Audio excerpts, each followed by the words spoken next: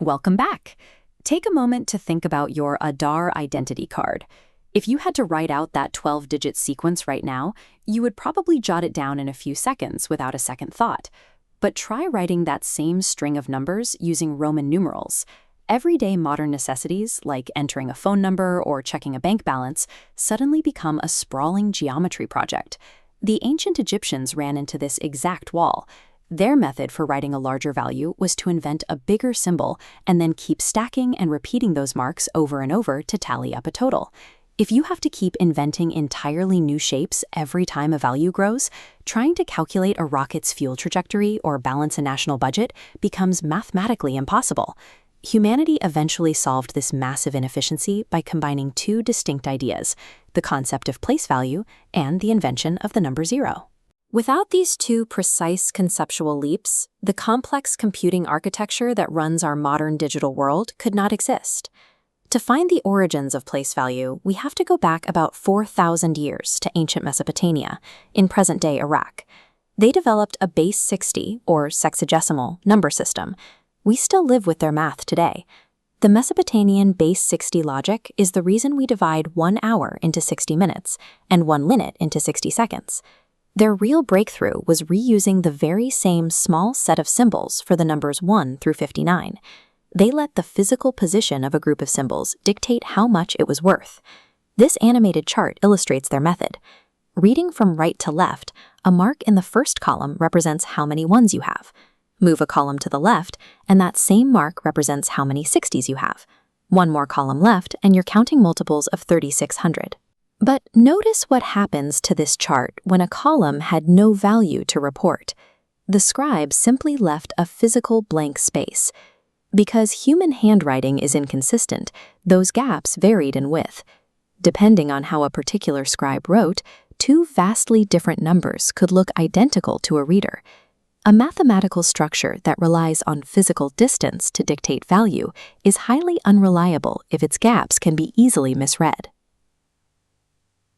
Across the Atlantic, between the 3rd and 10th centuries, the Mayan civilization developed a nearly base 20 positional system. To manage empty spots, they carved a symbol shaped like a seashell to act as a definitive placeholder. Meanwhile, mathematicians in ancient China developed a strict base 10, or decimal system, that relied on physical counting rods for their calculations. Look at this grid diagram.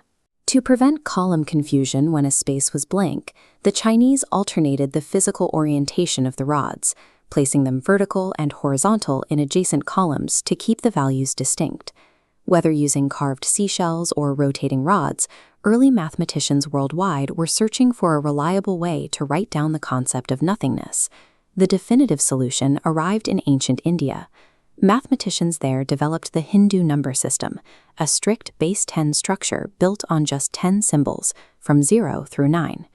This base 10 column layout shows how they fixed the flaw. By treating 0 as a concrete physical digit that drops into the empty slot, they permanently locked the other numbers in their proper columns, eliminating the old blank space errors entirely. By 499 CE, the astronomer-mathematician Aryabhata was using the arithmetic properties of 0 to execute highly complex scientific and astronomical calculations. Then, in 628 CE, Brahmagupta wrote out the formal mathematical rules for how 0 behaves when you add, subtract, and multiply it alongside negative numbers. The genius of the Indian system was taking a symbol meant to hold empty space and promoting it into a fully functional number in its own right. These 10 digits eventually traveled westward from India through the Arab world. While people in the West often call them Arabic numerals, Arab scholars explicitly called them Hindu numerals to properly credit their origin.